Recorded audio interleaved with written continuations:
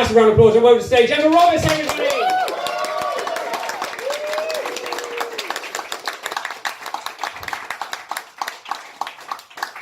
Hey up. Alright. Good old Yorkshire lass now for you. So, I don't know if you know a little town called Bradford, but you know a place is going up in the world when it gets a new Costa open, don't you? So I had to try out the new Costa drive-through because I just love the novelty of somebody being able to pass me a coffee through the window and me able to put my order in, you see. So I drove up to the window and I ordered my usual latte because I'm a bit of a caffeine addict. And when I got to the window, this lovely young barista, leant through and said, "Would you like chocolate sprinkles on that, madam?" And I went, "Just give me the caffeine and nobody gets hurt." The only thing was, I then realised I was in inner city Bradford doing a sign.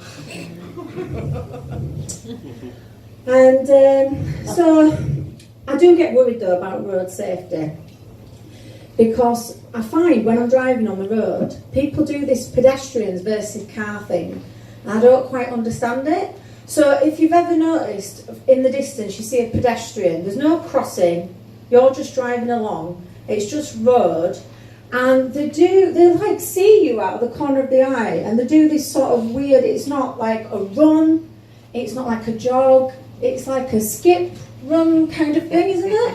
And you're like, and it's like they just give up halfway through, they start running and they think, shit, I can't run at 30 miles an hour.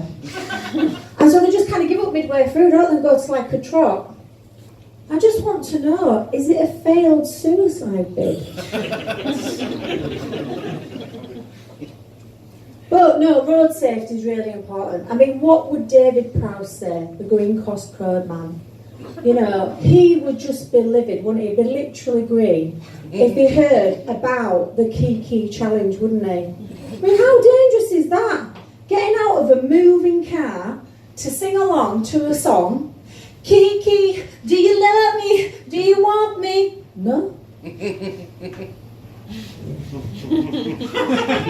No. So I used to work, but unfortunately because of my health, I don't work now, and I'm a full-time carer instead. Now I suffer from an anxiety disorder, which is why I do comedy. Woohoo! Shout out to the anxiety sufferers. Hey, I'm in the same boat. And basically, the person I care for has anxiety as well, so we just have a right laugh together. It's fun times in our house, tell you that.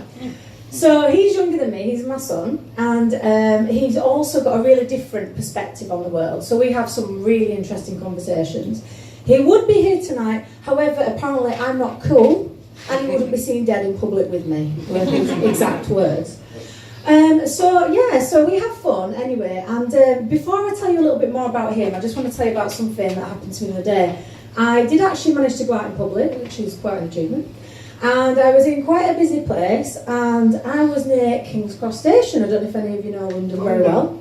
You'll know how busy it is. And luckily I had my friend with me, but one of the things I get a bit anxious about when I'm out in public is people walking behind me. And I feel very fearful they're going to bump into me. Now I don't know if you've ever been outside, but if you're walking along, people are generally behind you. It's kind of unavoidable, right? So it's kind of a bit tricky. So we got to the bus stop, and I thought, right, I'll be sensible, and I will lean against the bus post, because obviously, me versus the bus post, there's not much in it really, is there? No. It's, it was that big, the bus post, so there was quite a bit in it, is my point. So I'm leaning against it, and I'm just stood waiting for the bus, and suddenly I felt thud from behind. I was sort of taken aback. I go into this thing called freeze mode where I can't say anything, I can't do anything. So in shock, I turn, look behind me, and there's a lovely little Chinese man, tourist, I'm assuming, and I realise he's blind, I'm frozen, I can't say anything, I lose my sense of being able to speak at that point, so I can't speak to him and let him know he's okay, and he can't bloody see. So this is a good situation, right? So he's there with his little stick, manages to find the edge of me to go around me, and then I realise, hang on a minute, there's a woman behind him. So I'm like, okay, shouldn't this woman kind of be helping him? She seemed kind of attached to him, like maybe his girlfriend or something, another lovely Chinese lady.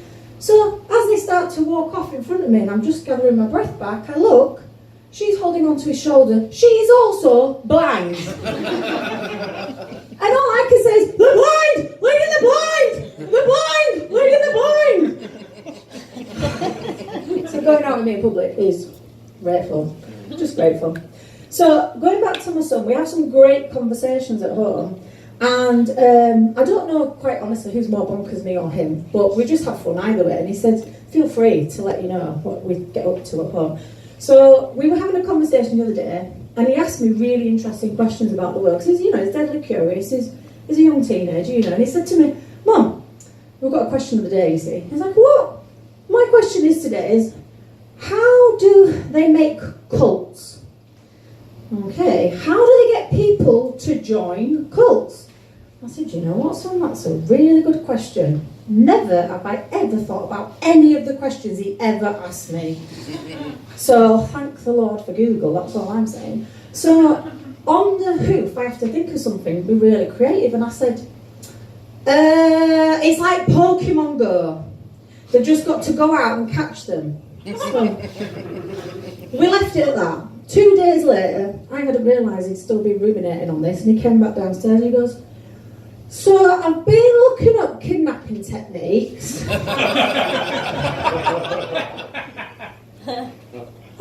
Anyway, he's adorable. He's got a heart of gold. Unfortunately, he doesn't express affection in the same way I do. So he's not the one to give me a hug or say kind words. He doesn't really like people in his personal space. So it's very difficult for me sometimes to know how he feels about me. But I know he loves me, because the other day he said to me, Mum, I know I love you because if a dog raped you, I'd kill it and then I'd eat it. So I was like, oh, that's like that, isn't it? Unfortunately, he then said, but actually I'd eat any dog. So we're now planning a trip to Korea. So sometimes I just want to take a break, from my caring role. And life's got more convenient now. We've got apps on our phone, hasn't it? So I'll do things like order off Amazon or order takeaways. But I'll admit, I'm safe for you guys, it did become a bit of a problem because it was just so easy, just to press on my apps, and do these kind of things. And it just gave me a little bit of respite, people delivering things to the house, made it a bit easier. So I thought, right, Emma, you've got to get this under control now. You're just getting ridiculous spending things through these apps. So I don't know if you guys have had this problem, but I went to go and press the app on my phone to get rid of it. And it did the jiggly thing that it did. And then a message come up saying, going to delete all your data. Oh, the anxiety set in. I was like, no. That means the clouds are going to explode. That's not good. When that West Bank got screwed, it's all going to go. And then I thought about it rationally and I was like, Mark Zuckerberg has already ripped off all your data, so what are you worrying about? But no, sometimes being a carer, I get a bit isolated. So I've been given good advice and I've been told, you need to get out and you need to make some new friends.